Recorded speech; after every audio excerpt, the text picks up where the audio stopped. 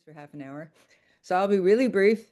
Dan traveled to Nicaragua when he was quite young. It informed the trajectory of his life going forward. He went to Columbia Law School, then represented the United Steelworkers and taught at the University of Pittsburgh Law School until they decided they didn't like something he'd written about the Ukraine war. Yes. And he's represented a number of high-profile clients in the social justice community. Currently, Ramzi Baroud, who left the country because he and Palestine Chronicle were both being sued, and Gustavo Petro, the president of Colombia. He's the author of many books, including most recently Syria, Anatomy of a Regime Change, and Palestine. Dan, can you remind me Yeah, of the sure. names of the Palestine book and Yeah, the Venezuela book? yeah. The case for Palestine, why it matters and why you should care, and also the plot to overthrow Venezuela. And I'm very excited because that was out of print and it's now back in print because of current events. So I'm really urging people to get that book. Yeah, I'm working on it right now and it's really good. Thank you very So, much. Dan, take it away. Yeah, first of all, thank you for having me. Obviously, this is a very important issue. I'd like to start actually with to talk about Colombia because actually, in my experience, it's a country most people don't know anything about or very little, and yet it figures very, very prominently in terms of U.S. foreign policy, but also in terms of the history of South America. Recall that for a period in the 19th century, Colombia was part of Gran Colombia under the leadership of General Simon Bolivar. Gran Colombia included Venezuela, Colombia, Ecuador, Peru, part of Brazil. And President Gustavo Petro of Colombia, just in the last day or so, has talked about his desire to recreate Gran Colombia. So it's hard to actually talk about either Colombia or Venezuela without talking about the other one. So let me just briefly tell you about Colombia, or remind you, because, a lot of times I think it was Plato who said most education is really re-education or remembering. So obviously, the U.S. has been involved in Colombia a long time, most notably the beginning in 1903. As you know, the U.S. fostered a rebellion in Panama, the part of Colombia known as Panama, because Panama was part of Colombia, in order to seize that piece of land and the hoped for canal within it. Ultimately, the U.S. bought Panama for a very cheap price, but after, again, supporting these armed groups to act to try to break that part of Colombia off, and that was successful for the United States. When Senator Petro was a senator, or when President Petro was a senator, I heard him speak. And he said something very profound to me. He said that he thought that the violence in Colombia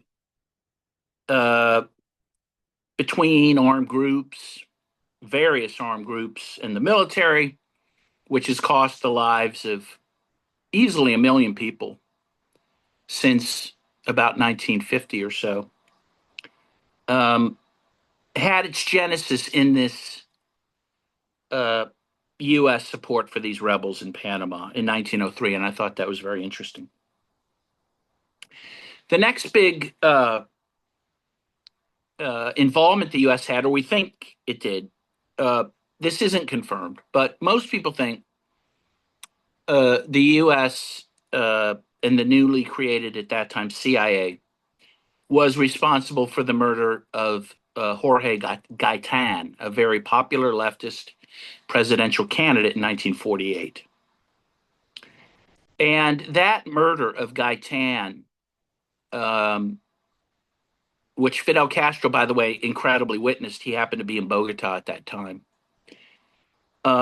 He was a student. He was at a student conference there. That was a monumental event it led to the La Violencia in Colombia, this civil war between the liberals and conservatives, which cost lives, even at that time, of 500,000 people in the early 1950s. The next big intervention, well, the U.S. also supported the bombing of the city of Meta, Colombia, in I believe it was around 1962, to attack not armed rebels at that time. They would become the FARC. At that time, though, they were just peasants who had declared a independent peasant state in Meta. So the U.S. supported Colombia in napalming those peasants. Then, again, around the same time in 1962, a very important doctrine had been announced by President John F. Kennedy called the National Security Doctrine, which had nothing to do with national security, of course, and everything to do with trying to put down social justice movements in Latin America, which were being inspired by the Vatican II Congress of the Catholic Church, which led to the creation of liberation theology, which core tenet was the preferential treatment for the poor. And this was helping to radicalize the region. So in response to this, Kennedy announced a national security doctrine in which the U.S. would militarily put down liberation forces in Latin America. The kind of mastermind of the national security doctrine was a general named General William Yarborough, who created a white paper, you can still find it, in 1962, in which he talked about, amongst other things, the need to create paramilitary groups, also known as death squads, which could carry out murder, torture, other crimes against, pesky Catholic priests who supported the poor, campesino leaders, trade union leaders, social leaders in general, and give plausible deniability to the military of that country and the U.S., which was supporting that military. And Colombia was the first laboratory for this death squad program, which would later be used in Vietnam, in El Salvador, in Iraq. And interestingly, for example, in Iraq in 2000, you might recall after the invasion in 2003, the U.S. talked about using the Salvador option in Iraq, which meant the death squad option. Really, it could have been called and should have been called the Colombia option, because Colombia was the first place the death squads were used, and they continue to be used to this day. These death squads have existed continuously in different forms from 1962 to the present time, again, killing hundreds of thousands of people, including trade union leaders. Between 1984 and the present, over 4,000 trade union leaders have been killed in Colombia, by far the most of any country in the world. They've disappeared hundreds of thousands of people, 200,000 at least people, which is important to think about because Argentina is considered the disappearance capital of the world in the 1980s when the fascist government was there. They only disappeared 30,000 people. So again, Colombia, strangely is kind of overlooked in terms of being number one in many aspects. Again, the disappearance of people, the murder of priests. Over 80 priests and 3 bishops were killed in Colombia in about a 20-year period, again, beginning in the 1980s.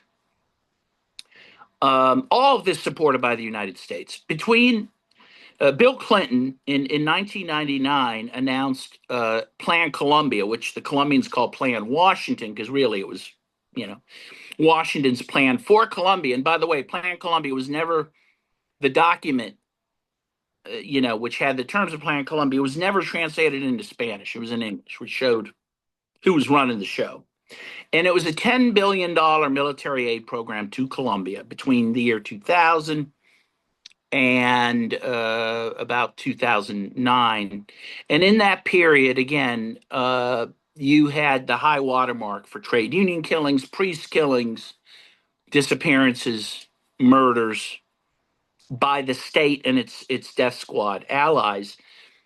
Gustavo Petro, is a senator, bringing us more into the present, was the first politician in Colombia to denounce what he called the parapolitical scandal, the scandal of politicians being embedded with the death squads.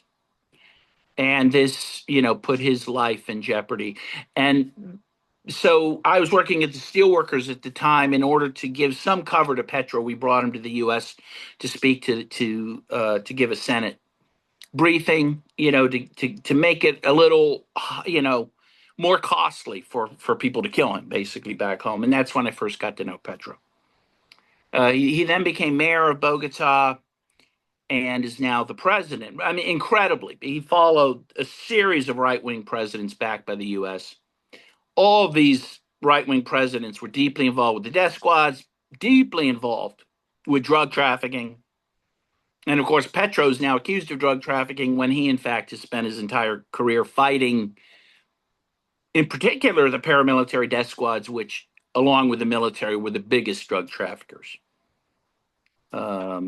in Colombia. The other sin that, of course, Petro has committed is his refusal to allow the U.S. to use Colombia as a staging ground for an intervention in Venezuela. Again, because of his leftist principles, but also because of his view that Venezuela and Colombia really are one country, one people. And he's been very outspoken against U.S. intervention in Venezuela.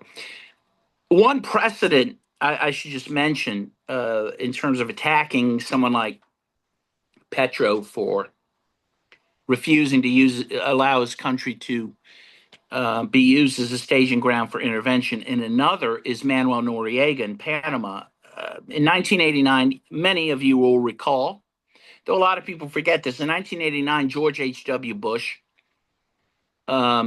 invaded Panama, in particular Panama City, murdered hundreds, if not thousands, of working class people in Panama City. It's not known how many were killed, but it's estimated, again, if anywhere from hundreds to 4,000 people. And they kidnapped President Manuel Noriega. Again, his great sin was that he was refusing to allow Panama, which you recall was part of Colombia at one time, to be used as a staging ground in Nicaragua, where the U.S. was fighting the Contra War. However, Noriega, unlike Petro, and truthfully, unlike Maduro, Noriega was truthfully involved in the drug trade, but he was involved in it as an asset for the Central Intelligence Agency, which, as we know, was trafficking in cocaine to support the Contras in Nicaragua after the U.S. Congress had cut off funding to the Contras. So when you look at what happened to Maduro and what's being threatened against Petro, you see a bit of an analog there in Noriega, which I think should be recalled. Okay, that's my section on Colombia. Now let's talk about Venezuela. For about 100 years, Venezuela was not a banana republic. It was an oil republic, meaning that it was, through the machinations of the United States and the IMF and World Bank, had been maneuvered to be not a one crop country, but a one resource country. It's one thing it did is provide oil to the West, and it did so by allowing U.S. corporations to essentially be the oil companies for Venezuela. They profited greatly from it. From the oil trade, the U.S. companies in Venezuela didn't profit much at all. and that's how the U.S. wanted it to be. Now, I think it was in 1976, the president of Venezuela did nationalize the oil fields, but um, with the agreement of the U.S. would still get 50% of the proceeds from the oil, which was Venezuela's, of course. Later, the nationalization, it would again be privatized under a future president. But let us just make clear that Venezuela was very much a vassal of the U.S. And yes, many Venezuelans, or at least a handful of Venezuelans, lived very well during that time, but most of the country was very poor. A big turning point in Venezuela came in 1989 with what is known as the Caracazo. And the Caracazo was an event in which Venezuelans took to the street to protest the pro IMF austerity measures of the newly elected president, President Andres. And they were angry, especially because he had run on a platform not to agree to IMF austerity measures.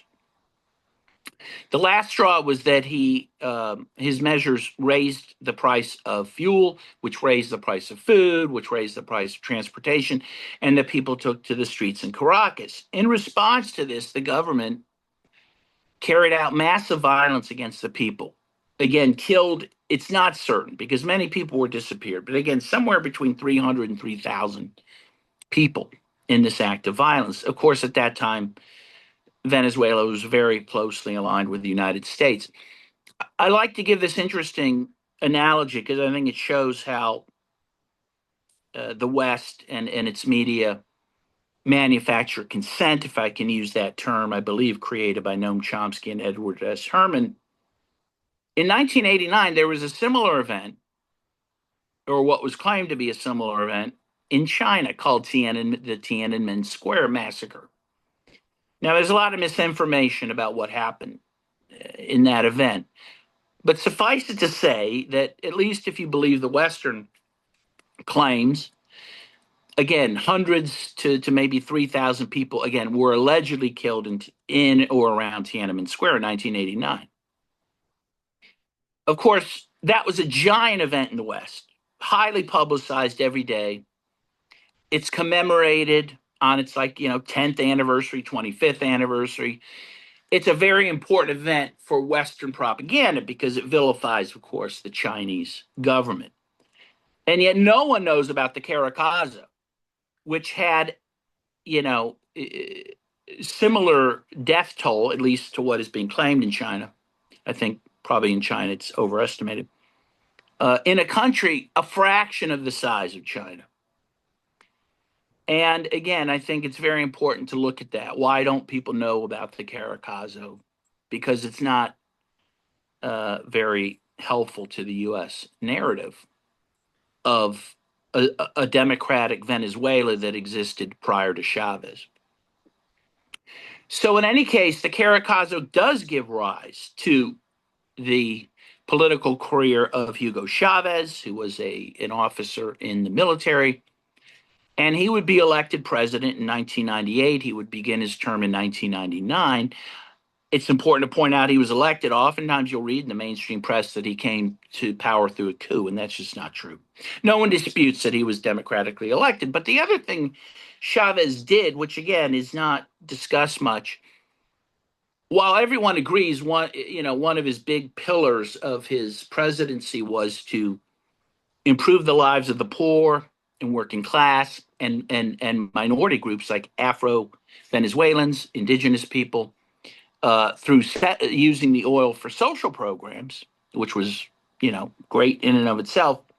The other thing he did is really democratize Venezuela, and that is not discussed. So in 1999, Chavez led a constituent assembly in which the entire constitution of Venezuela was rewritten, and it was rewritten at the grassroots level. There were constituent assembly meetings throughout the country. They rewrote the constitution. The country was renamed the Bolivarian Republic of Venezuela. Again, a reference to Simon Bolivar and Gran Colombia. And a big part of the Constitution was to make a more democratic country. One thing it did was create a national election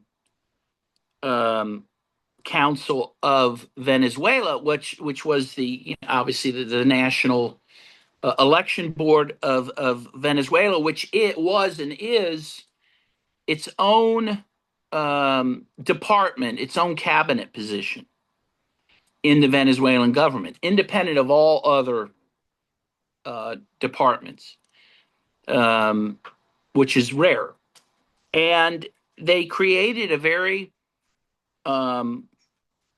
elaborate and electoral process to ensure reliability, to ensure accountability for the elections. And in 2012, of course, Jimmy Carter would call it the best electoral process in the world. A quote, again, now often forgotten. The other thing Chavez did, according to Noam Chomsky, was led the liberation of Latin America for the first time in 500 years, because it had been dominated by Spain and then the United States. And Chavez really led a huge tide known as the Pink Tide, which really started to create more independent states from the United States in Latin America. In 2002, the U.S. supported a coup against Chavez, in which he was removed from office by the military. Right-wing leaders were installed. They ripped up the Constitution. They abolished the Supreme Court. They abolished the National Assembly. In other words, they abolished all democratic forms, and the New York Times would declare this a burgeoning of democracy. In Venezuela, although they would have to eat their words very shortly after, because within about less than 3 days, Chavez was brought back to power by popular demand of the Venezuelan people, in particular the poor of the barrios who came down from the hills to Caracas to demand that Chavez be returned to office. Again, showing where the U.S. stands truly in terms of on democracy in Venezuela. They don't care about it. In fact, they'd be happy, if not prefer, a dictatorial country if that dictatorship protected the oil reserves, the biggest in the world for the United States. Chavez died in 2013. Nicolas Maduro was elected president a month later, because under the Constitution, because Chavez had not served more than half of his term, there had to be elections, even though Maduro was vice president. He couldn't automatically serve out the rest of Chavez's term. So they had an election within 30 or some days. I actually was an election observer at that time. And I'm certain that was a clean election. And it was a nail biter. We were at the Electoral Council, National Electoral Council, till about midnight waiting for the votes to be counted, which is really unheard of. Usually, very early, by 9 or so o'clock. Because it's not that big of a country, what the results are. Here we didn't know till midnight, and Maduro won from in a very small margin, about 1.5%. But it was democratic. And he would win re-election again in 2018, and then in 24, if I'm not mistaken. Now, the 2024 election, you'll hear a lot of people say it was rigged, that he stole the election. There's no evidence for that. In fact, the opposition that claimed that was invited to give evidence of this to the Supreme Court. They never did. So, as far as the truth is, they're mere allegations at this point. Meanwhile, it should be noted that in 2000. Well, under Obama was the first president to start really sanctioning Venezuela. He twice declared Venezuela a unique security risk to the United States, which was absolutely absurd. Venezuela's never threatened the United States, never attacked the United States. In fact, quite the opposite. You might recall Chavez provided cheap oil to poor people in the U.S. He offered to help with the rescue and cleanup operations during Katrina. Though that was an offer rejected, but he offered that. So the idea that they were a threat was absurd. But this allowed Obama to economically sanction and isolate Venezuela. And then in 2017, when Nicolas Maduro was president, Donald J. Trump upped the sanctions in a very severe way, essentially leading to a point where at one point Venezuela had no revenue, zero revenue. The economy was trashed. Even Venezuela couldn't even get the chemicals they needed to process oil, so their oil refineries were not working. It was a disaster. And according to the Center for Economic Policy Research, and you can find their paper, they estimated, and it was a very conservative estimate, that within the first year of those sanctions, 70,000 Venezuelans died due to the sanctions. And this was just based on the medicines that in medical supplies that Venezuela couldn't get during the sanctions.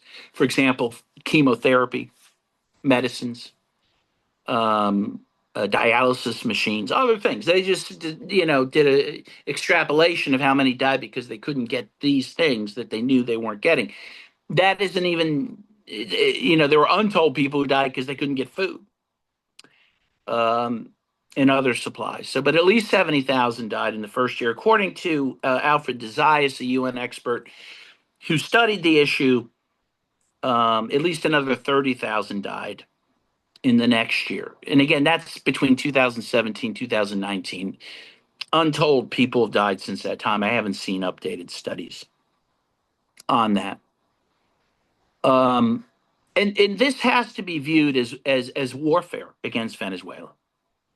They're illegal, these sanctions. It has to be pointed out. Only the Security Council can order such sanctions against a country, and it never did. And so when you look at real interference in Venezuela's elections, you have to look at the sanctions in the United States. The U.S. talks a lot about, the Venezuelan government is unfair in the elections. They interfere in the elections. There's no bigger interference in an election than basically holding a gun to the voters' heads and saying, if you vote for Maduro, we're going to continue murderous sanctions. And maybe we'll even invade you, right? But that's not thought about a lot. The West never concedes, oh, wow, that's a huge form of interference. But meanwhile, Maduro's done a great job of bringing the country back in terms of the economy, of providing food for people, of supporting people to grow their own food and have sustainability, food security. Venezuela is now something like 90% food secure, which is pretty amazing.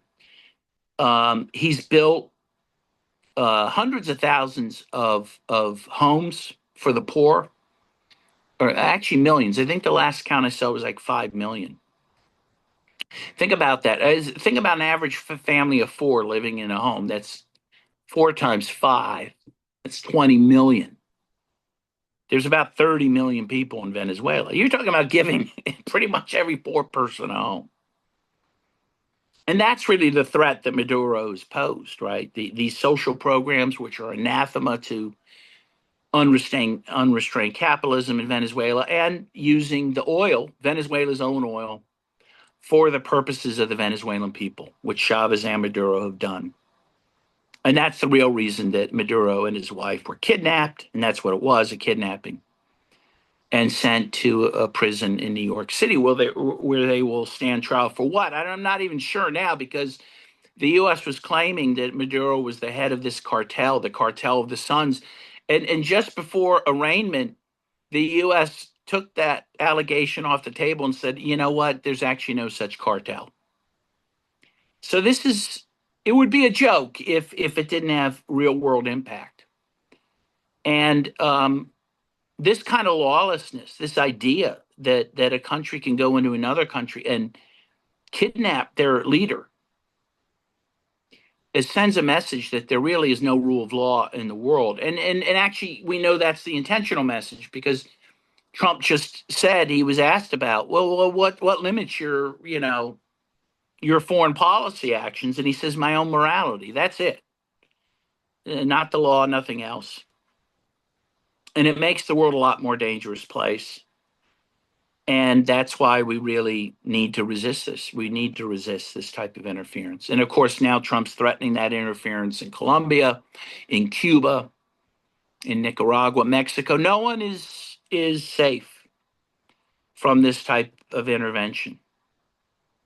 With that, I will open it up for questions. Yeah, Dan Kovalik, thanks so much. My name is Justin, and I'm just going to help take stack here. So if you've got a comment or question, please raise your hand. And if there are a lot, well, maybe we'll take a few at a time. But let's see how it goes. The floor is open.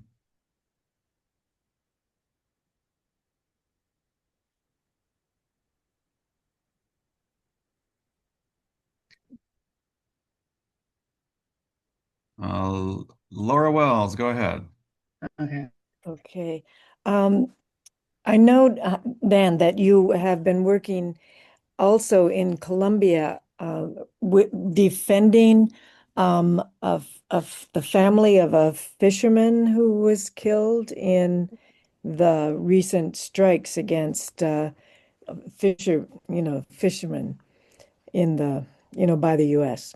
Yes. Can you tell us a little about that? Yes. Thank you for reminding me about that. I got a lot of irons in the fire right now. Yeah. So, yeah, I met that family in Santa Marta, Colombia, about, I don't know, 6 weeks ago or so. I can't keep track of time, but I was there ostensibly to see President Petro, which I did, but his team also introduced me to this family because Petro is very concerned about the Colombians who are being killed in these attacks. And the family, which was obviously very poor, and lost their chief breadwinner. His name was Alejandro Carranza. Were very clear that he was a fisherman. He was not a drug trafficker. That he had gone out to fish for marlin and tuna one day. The last they heard from him was that it was a beautiful day for fishing.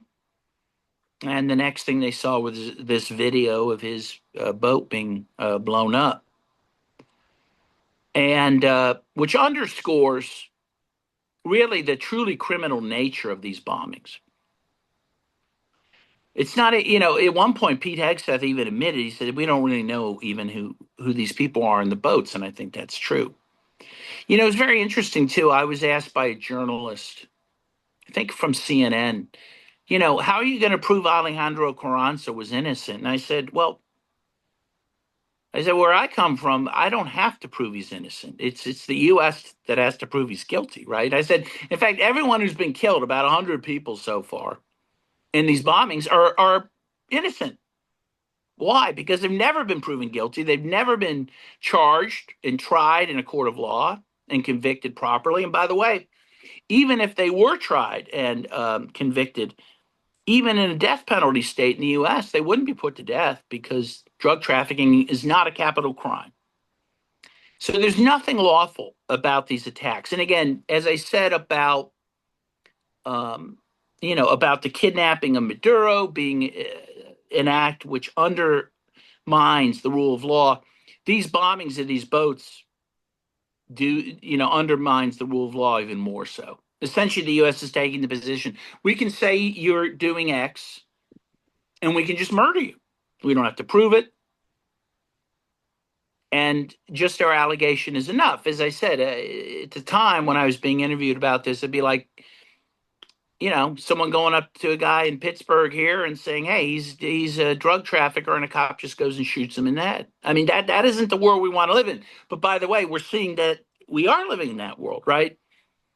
With these killings now, shootings and killings by ICE of people, some of whom are citizens. Not that that should matter, but certainly they have more constitutional rights as citizens. But it doesn't matter. It's all being thrown out. The rule of law, the rule of the Constitution, the rule of international law. And again, it is coming home to us, and it is very dangerous. So anyway, I brought a case on behalf of the family before the Inter-American Commission on Human Rights in Washington against the United States. I'm waiting for that, to go forward. Really, nothing's happened yet except my complaint. Thank you. All right, Ann Garrison, go ahead. Yeah, first, could you explain overcompliance? This is something I didn't understand until I joined the Sanctions Kill Coalition. Could you explain that? And second, there's a lot of speculation as to whether or not the president of Venezuela was betrayed, whether or not someone either jammed the air defense system or otherwise allowed these U.S. soldiers entrance to where he was living. Do you think that matters? Do you have an opinion, and do you think it matters? Okay, well, I'll answer the second question first. So Okay. there seems to be evidence of some betrayal. I believe there's been at least one military officer who's been arrested for allegedly conspiring with the U.S. in the kidnapping, which is not surprising. Because with these sanctions that have impoverished Venezuela, which also leads to people not getting paid a lot, especially if you work for the government, people would be very susceptible to being bribed out of economic desperation. So it would not surprise me that someone or some people were involved in kind of conspiring against Maduro. In fact, recall a few years ago, several years ago, there were mercenaries, U.S. mercenaries, who were captured off the coast of Venezuela, actually captured initially by fishermen who held them till the cops came, who were being supported by the U.S. to overthrow Maduro at that time. And one of the guys who was captured, he ended up being released later. He said that one thing that they were being tasked to do by the U.S. was to turn military people, police officers, politicians against Maduro. There's no doubt that the CIA is very active in Venezuela trying to do that, and maybe they succeeded. Well, it doesn't matter. I mean, what does it matter? I mean, it matters to the Venezuelan people, of course, and it's up to them to deal with that. It doesn't matter to me. I mean, it doesn't change how I view the U.S.'s conduct because, again, it's just another aspect of the U.S. regime change operations, right? They use these horrible sanctions to make people vulnerable to bribery. Then they bribe people to help carry out regime change. I mean, it's just part and parcel of the illegal conduct. Now, you asked about overcompliance. So when you talk about sanctions, what invariably happens, and I'll give an example of this, is that what is being or who's being sanctioned tends to become irrelevant in the sense that companies and banks will over comply with the sanctions. That is, that they'll sanction people who aren't sanctioned, so that they aren't themselves sanctioned, right? Because if you're a business or a bank and you deal with a sanctioned person, you can be sanctioned. You can be fined, maybe even put in jail. So in order to avoid this, banks and companies will just have nothing to do with the sanctioned person or people around that person or even the whole country because they're afraid they're going to get into trouble. So I'll give one example of this. So I'm the lawyer for Gustavo Petro. He was put on the OFAC list of the State Department of Treasury, meaning an economic blacklist. So he is not allowed to use U.S. banks, U.S. companies. He's not allowed to travel to the U.S., though he may be allowed in a limited way in February.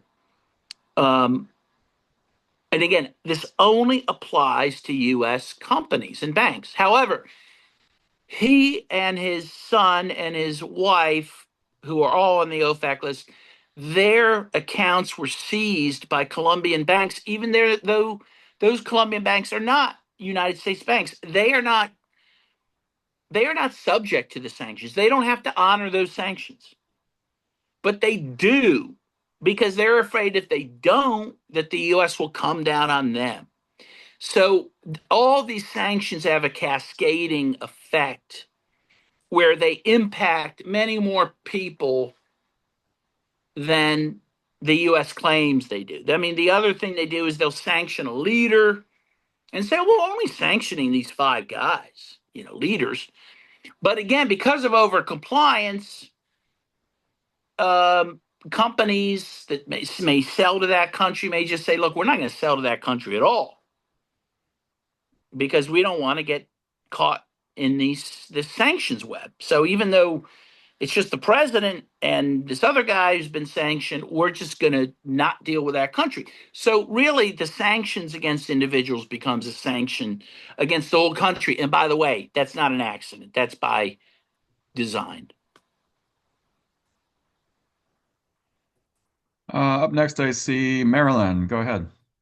Yeah, thank you very much, Dan. Really appreciate your presentation. Thank you. I have a question. I'll try to keep my question as concise as I can. It's about the manner in which the Cuban and Venezuelan security personnel were killed. Mm-hmm. Max Blumenthal interviewed Venezuela's former foreign minister, and when asked that question, he just mentioned superior U.S. superior military technology and didn't go into any details.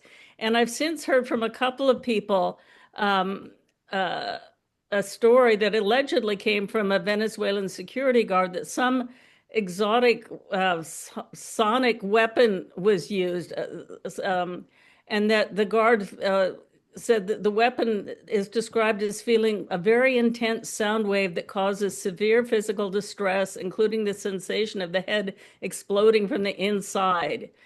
Could have perhaps have been some directed energy weapon or something. And of course, what this reminds me of is what happened in Havana. Something was some similar type of weapon, but a weaker version was directed at the U.S. embassy personnel. And at the time, of course, it was blamed on the Cubans, although it was clearly a false flag. So I wonder if you've heard anything like that. I have not about that particular technology. It exists. We know it exists. It's being used against protesters, for example. So it wouldn't surprise me if it were, but I think the relevant thing is, I think 32 Cubans lost their lives in this. I think about it, at least we know a total of at least 100 people were killed in this operation. Again, no one talks about those people. Somehow they're like legitimate collateral damage as far as the Western press is concerned. And they're not, because a lot of people didn't even have any connection to the military. They even destroyed some sort of science development institution there, again, that was non-military in nature. And again, those lives don't seem to matter to the West.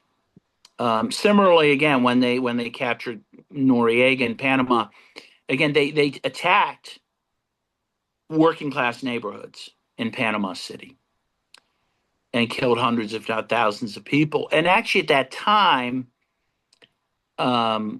it's clear that one of the things they were doing is just testing out weapons.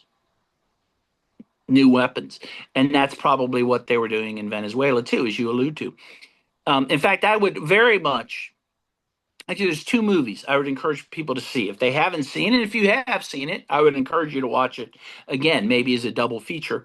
One is The Panama Deception, about the invasion of Panama, narrated by my childhood crush, who played Samantha Stevens on Bewitched.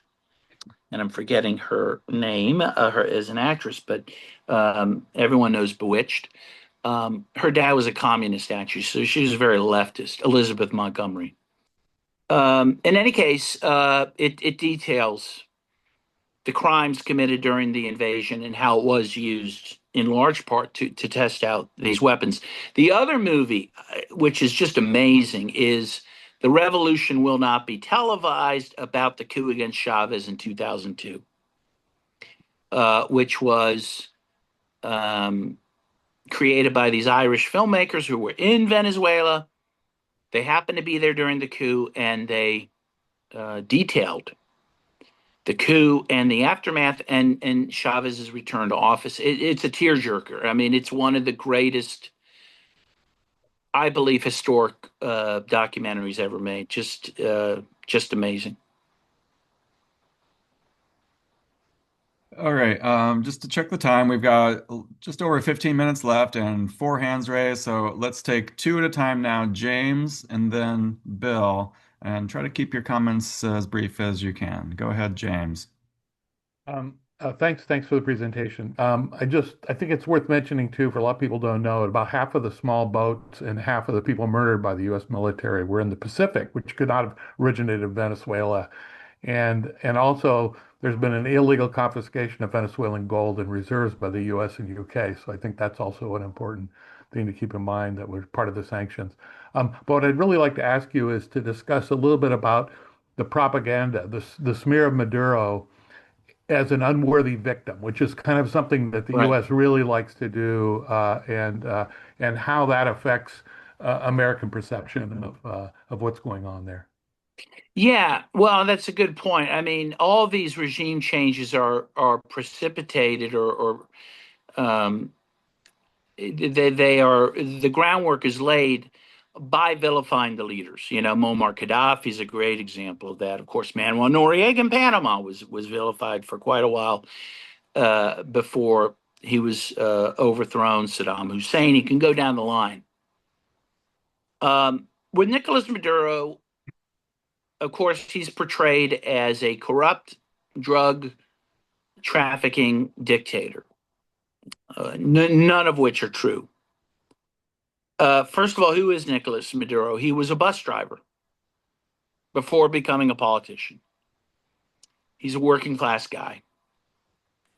And he was very involved in the Chavista movement from the very beginning. He was actually more to the left of Chavez, very much a self-proclaimed socialist. He was in some socialist party, I don't recall which, but he's a guy with real ideas of his own, left-wing ideas. And it should be said he became president. He's actually this type of person you want president, right? They say the best leaders are the people, the reluctant ones, the ones who don't want to be leader. He didn't choose to be president. Chavez picked him to be his successor. And then Chavez died.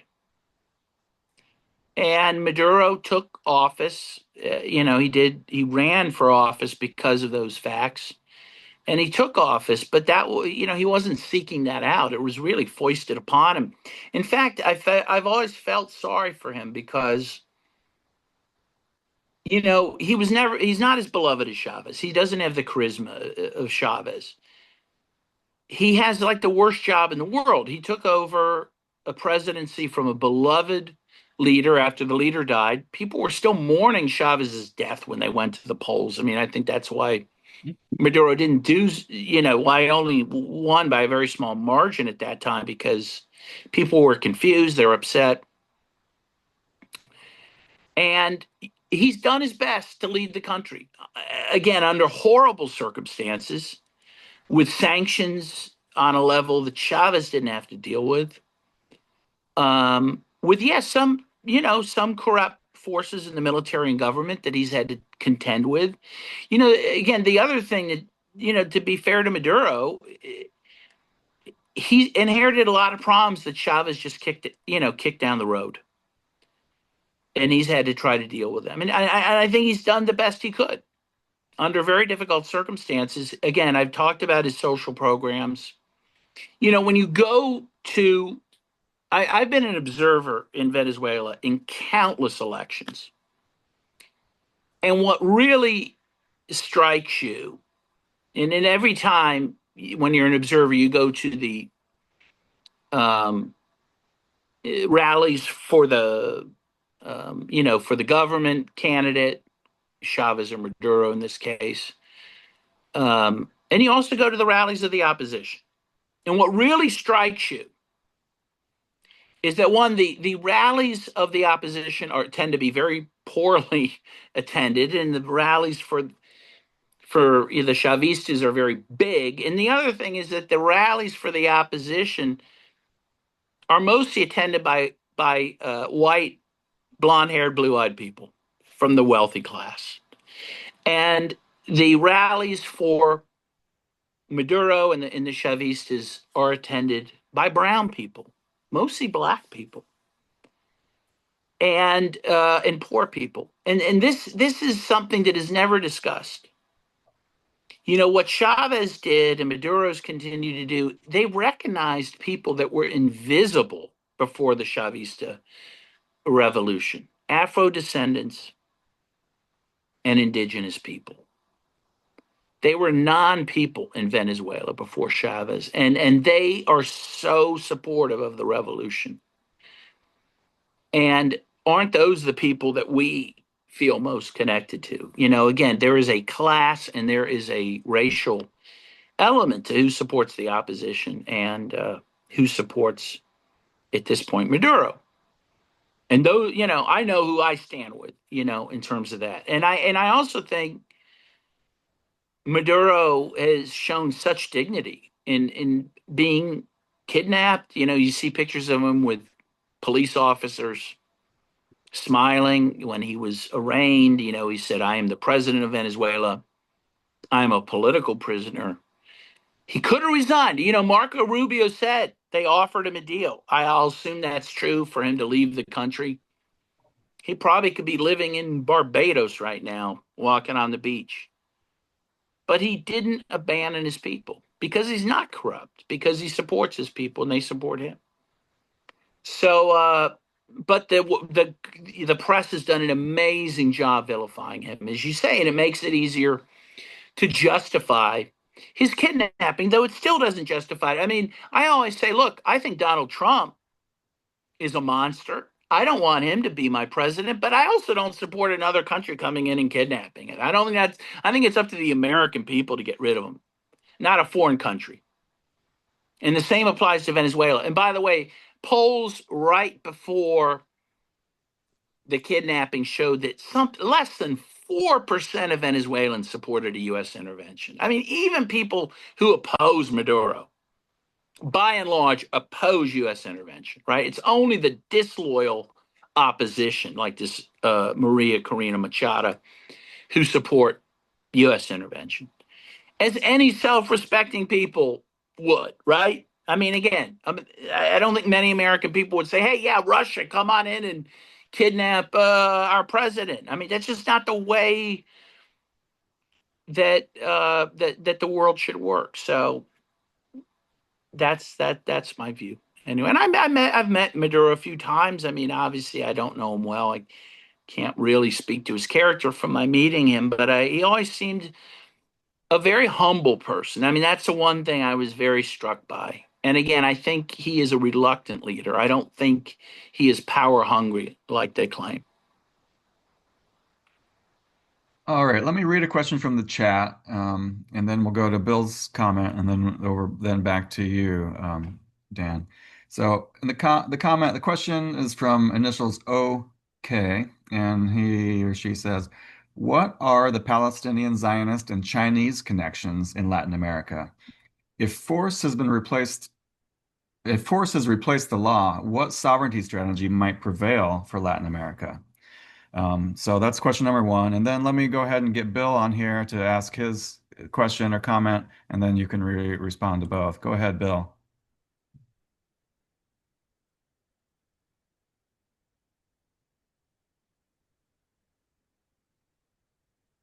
Are you able to unmute, Bill? I see you talking, but we can't hear you. There, I'm unmuted.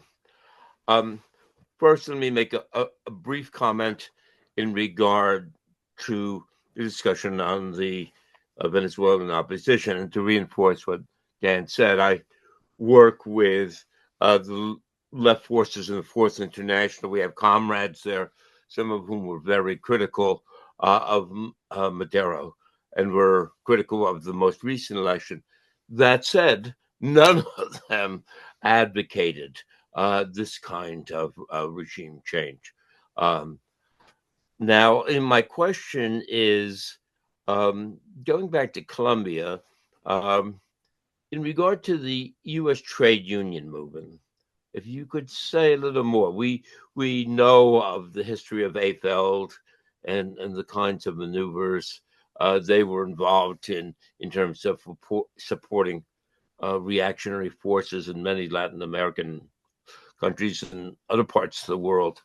But it seemed like they had some sensitivity to Colombia. There was the U.S. Labor Committee for Human Rights. What do you sense their role is? And to be fair, right now there is, whereas some of the labor forces were reticent about Palestine, they are speaking up now about Venezuela. What role do you see them having played in the past, and what role might they play in this current struggle? Yes, as you mentioned, the U.S. labor movement after World War II, with the creation of the AFL-CIO, was played a very treacherous role in the Cold War. They supported the overthrow of Arbenz in Guatemala in 1954. They were instrumental. They, by and large, supported the Vietnam War. They were very vital, particularly the Teamsters, in supporting the coup against Allende in 1973. On and on. It changed a bit with the presidency of John Sweeney, who became president, I think, in 2005. Someone can correct me on that. But in any case, he did try, I think, to change the trajectory of the foreign policy of the AFL at that time. He did not do it in Venezuela, and I've written about this. Actually, the AFL did play a treacherous role in the coup against Chavez in 2002. I won't get into that a lot, but it did. However, it was good on Colombia. And the reason it is because Colombia at that time was suffering something like 200 to 300 trade union assassinations a year. I mean, this was outrageous. I mean, no other country was close to that. And so the AFL-CIO did take a position that, hey, we can't support military aid to a country that's murdering its own unionists. I mean, they took a principled stance on that. They were, and I appreciate that, you know. Where are they now? I mean, the truth is, I think you're not going to see, you know, how progressive they're going to be. I'm not sure, but I will say I don't think they're going to play the role they did during the Cold War, mostly because it was all about the money. I mean, the AFL-CIO's international department got all its money from the State Department, you know, so he who pays the piper, you know, picks the tune. Well, now there actually isn't any solidarity center of the AFL-CIO anymore, because all their funding was cut off with the what was the thing that Elon Musk was in charge of? I forget the term it was, but whatever. They lost all their funding from the U.S., so I think that's over. I just don't think you're going to see the same collaborationist policies that they had during the Cold War. Will they be progressive? I think. Doge, yeah, thank you. I think in a very sporadic way. I mean, truthfully, they're not even that progressive domestically. I mean, the best example, Trump has laid off hundreds of thousands of federal employees, mostly union, and there hasn't been a peep out of the unions. I mean, there's nothing closer to home than that, and they've done nothing. So I don't have a lot of hope at the moment for the U.S. labor movement on these issues, but who knows? Okay, the other question, which was in two parts. One was, I think, you know, what is a path or a program for real independence of Latin America? I mean, I think it is simply that, you know, the people of Latin America have to demand it through, you know, progressive political parties, and they exist and have taken power over the years. Though there is definitely a reactionary movement right now in Latin America, but I actually think that this kidnapping of Maduro and these threats against Venezuela and Colombia, I actually think are going to backfire in the U.S. I think you will see much more resistance in Latin America, and of course, Americans who care need to show solidarity for that resistance, for that independence, oppose the intervention in Venezuela, oppose the sanctions against Cuba and Nicaragua. There's a lot of work to be done. I mean, there are such protests happening, and I applaud them, and I think people should get involved in those. Finally, there's some question about the kind of the issue of Palestine in the Americas and China. Well, with China and Russia and Iran, I mean, one of the issues the U.S. has, it really goes back to the Monroe Doctrine of 1823, which you may recall President Monroe announced that the U.S. claimed to have the prerogative of sole influence in the Americas. And that was aimed at Europe at that time. He's basically telling Europe, get the heck out of here. We're going to control Latin America. We're going to, if there's going to be a canal built somewhere like Nicaragua, we're going to be the ones to build it, control it, etc. Europe, get out. Of course, the Monroe Doctrine, as it continues to exist, is now more aimed towards Russia, China, and Iran, telling them, get out of here. We don't have economic relations with countries, don't have military relations with countries in our hemisphere. Only we can do that. And look, a few days before Maduro was kidnapped, he had commenced an agreement with China to make it. He made some deal for oil concessions to China. I'm certain it had some influence on the decision to kidnap him when they did. And in terms of Palestine, it's a very important issue that's motivating the U.S. as well. There's a very good article written about this in 21st Century Wire, how the U.S., as it is doing in the Middle East with the Abraham Accords, in which it's trying to cajole countries in the Middle East to recognize Israel and have relations with Israel, and is punishing countries that don't. It's doing the same in Latin America. Again, one of the big issues they have with Gustavo Petro is his advocacy for the Palestinian people. Maduro's a big supporter of the Palestinian people, Cuba, Nicaragua. So these are enemies of the U.S. I mean, they are being punished in part because of their position on Palestine. And other countries that support Israel will be rewarded. So I think that's how Palestine figures in all this. I saw one last question, and that will be the last question this evening. Okay, last one is Janet. Go ahead, Okay. and then it'll be back to you, Dan, to respond, and then give a wrap up and however you want to. A lot of people in the chat are saying, "What do we do next?" So, however you Okay. want to wrap it up. Go ahead, Janet. Thank you. Can you hear me? Yeah. Yes. Okay.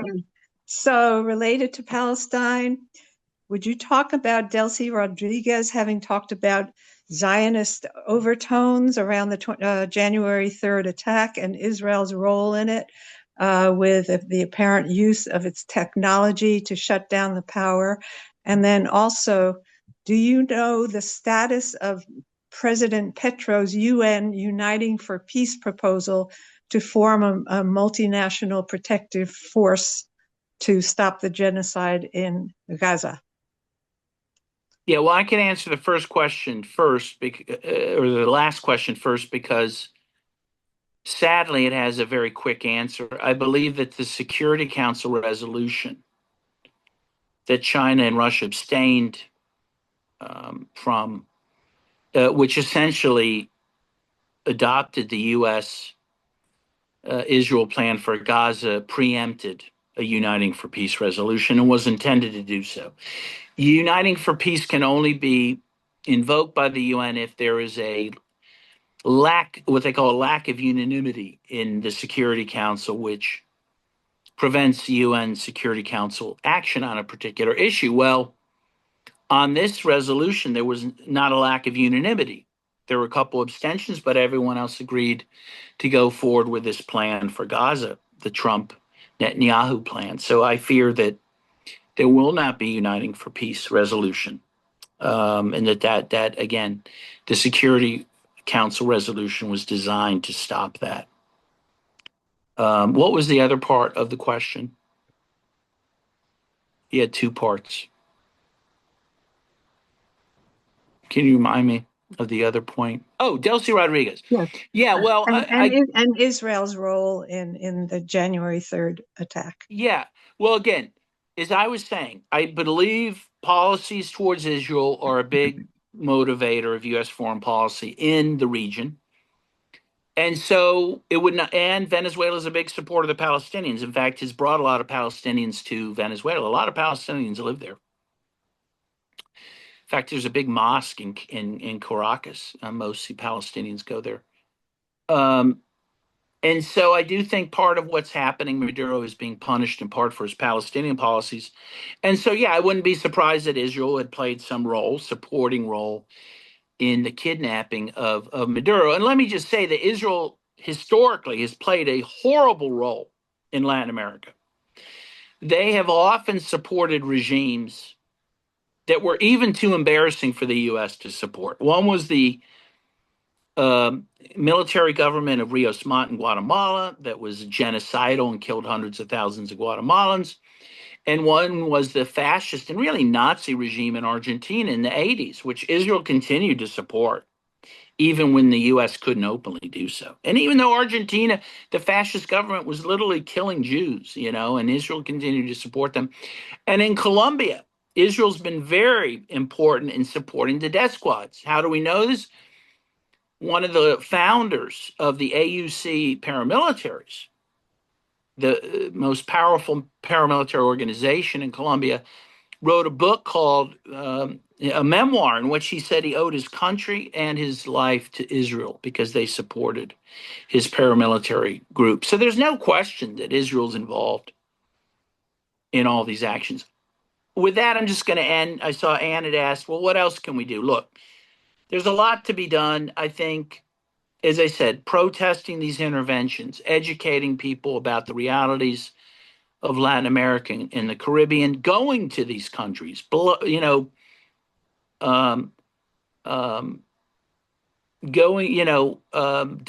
these blockades against Cuba and against Nicaragua and against Venezuela, traveling to these countries, buying their products, and showing solidarity for these people and educating Americans, when you get back from these countries, what the reality is. I mean, that's the biggest immunization Americans can have for supporting these interventions, is knowing, really what these countries are truly like, and that's something I've done my whole life. As Ann mentioned, when I went to Nicaragua the first time, I was 19 years old. During the Contra War, and it changed my life. And I became an anti-imperialist, and I've never stopped being one. And it is really my raison d'etre in life. So it's a good life. I think it's an important life. So with that, I shall leave you and retire to Bedlam. And I thank you all for having me this evening. And get my book, especially the Venezuela book, the plot to overthrow Venezuela. I could really use that support. That'd be great. Thank you.